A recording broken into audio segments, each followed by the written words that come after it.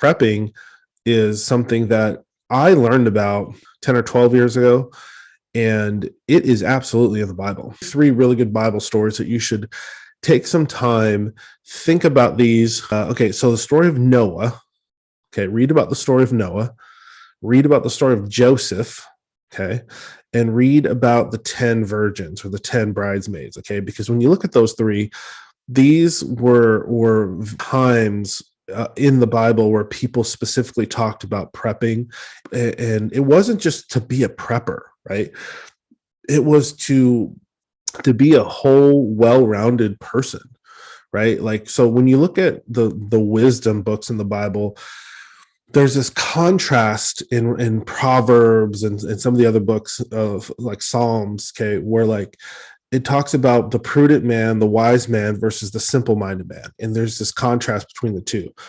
The prudent man is a prepper, is someone who has general preparedness, general alertness, the person is aware and can see things coming, can see a couple moves. Essentially, the person is a decent chess player. I don't know. I'm not talking about the real game, but I'm just saying like they make a move and then they can see 2 or 3 moves ahead what the other person might do, what the enemy might do, what their competition might do. The simple-minded man is the person who just sees it all as chess. Hey, I'll just move over here because there's no one over there. I'm just, God's just going to take care of me. It's like, dude, if God's just going to take care of you, why do you even have a job? No, bro, God's going to take care of you. Why do you have a job? Right? Like, well, why do you have insurance? Why do you have car insurance? Why do you have house insurance? Why do you have renters or home insurance? Why? Dude, don't worry about it, bro. God's going to take care of you. Right? So all of those are small things you do in light of preparedness, right?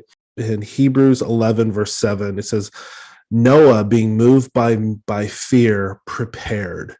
And I think this is a very interesting verse because you hear a lot of people say, well, I don't want to be in fear. I don't want to be in fear. Well, if you look up the word fear in the Bible, there's actually 2 versions. There's 2 types of fear. Okay, there's fear that drives you to chaos and that's confusing and that is harmful.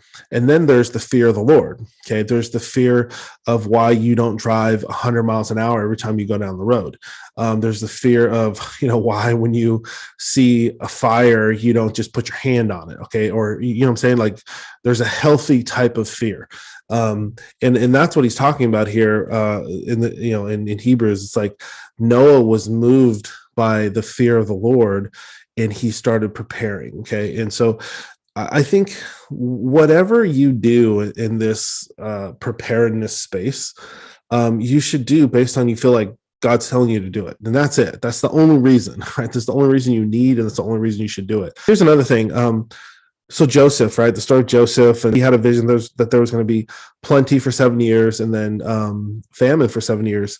And so he stored up food. He had a 7-year supply. Okay.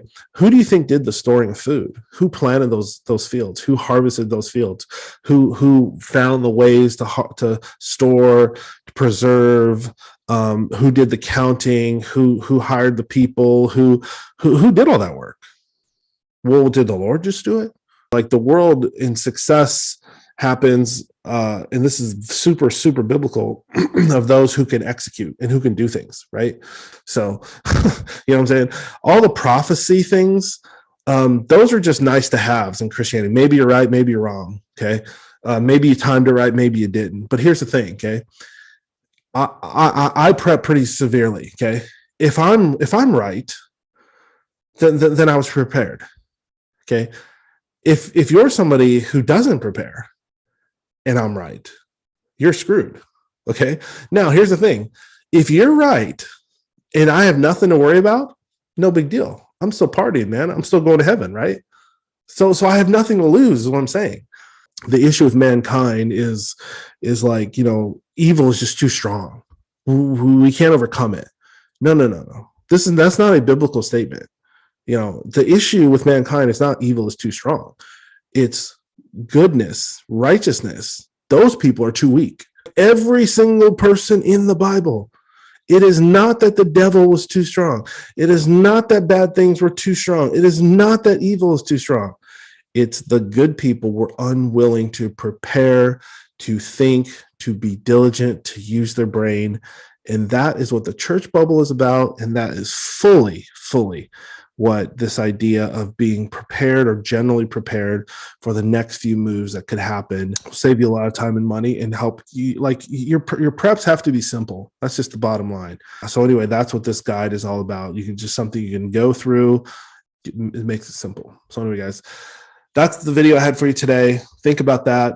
Study Noah, Joseph, and the 10 virgins. Let God speak to you through that. Talk soon.